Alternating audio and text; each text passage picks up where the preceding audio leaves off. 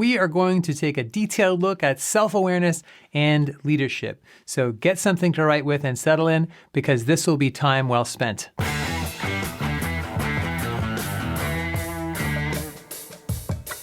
Alex Lyon here. I have another video in this series about self-awareness in relationships that I will link to. This week, we'll look at 6 ways to develop more self-awareness for you and your leadership. And the bottom line is that better self-awareness will help you be at your best. I'm going to encourage you to take notes about yourself as we go and get actively involved. But if you want to just listen, then I'll put up a summary at the end of the steps that you can take. So number 1, look at your past job experiences and projects. And the question is, what did you like most about them? And then what did you not enjoy? In his amazing book called Range, David EPSTEIN talks about a concept called match quality. He talks about how we should use our early work experiences to figure out what kind of work matches us best. EPSTEIN says that we shouldn't look back at our past jobs or careers like we've wasted time. He says it's just the opposite. We can use our early work experiences to get clearer on what makes us tick, and that's self-awareness.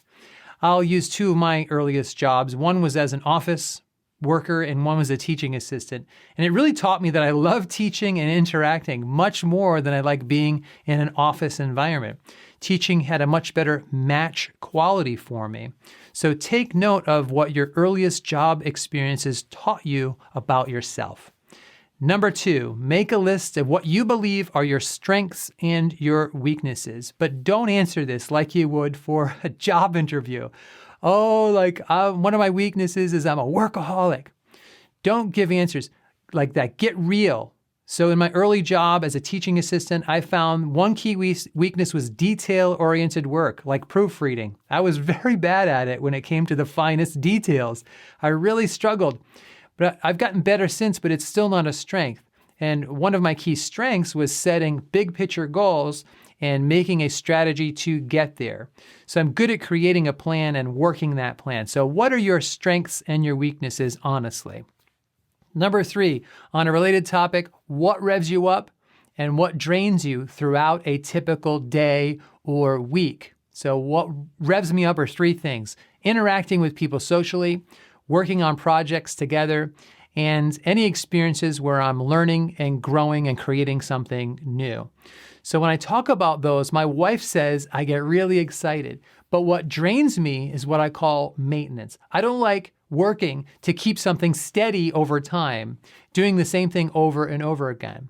So question, what gets your motor running versus what makes you want to take a nap? Are you currently working in an area that gets your motor running or not? And why not? So let's transition now and talk a little bit about what other people say about you. I remember this guy in an interview was asked if he thought he was controlling. And he said, "No, I am not controlling." And then the interviewer said, "Well, what would other people say? Would other people say you were controlling?" And he replied, "Oh yeah, other people would definitely say I'm controlling." So we learn a lot by getting other people's perceptions about us. So the next 3 tips do this. Number 4, start with past feedback.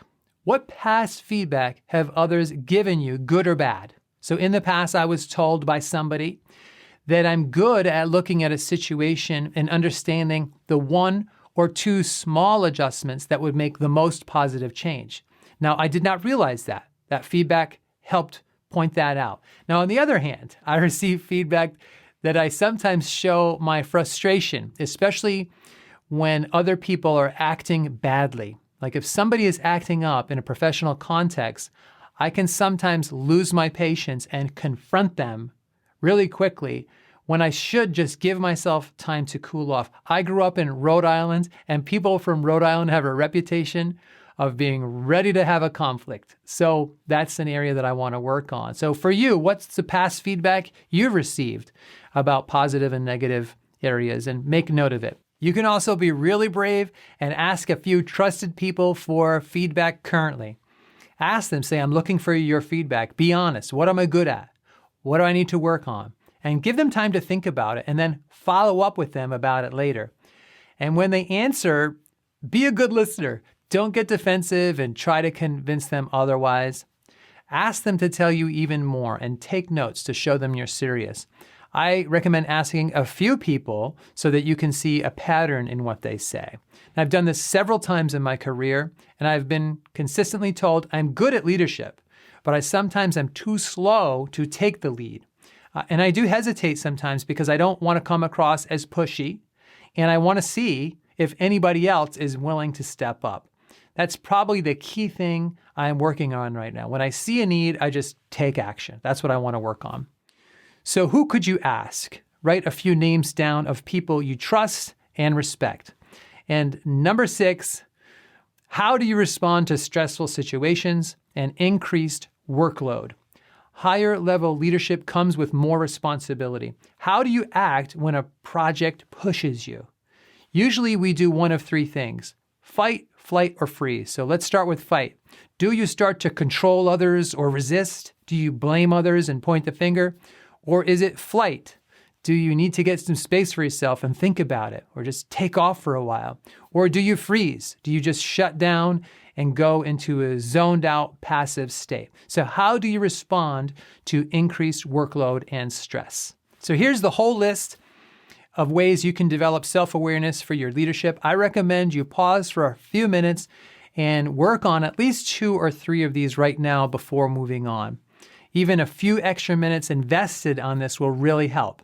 And as I said, when we get really clear on what makes us tick, it's easier for us to be at our best. And I'd love to hear anything you discover about yourself in this process in that section below the video. So God bless, and I will see you soon.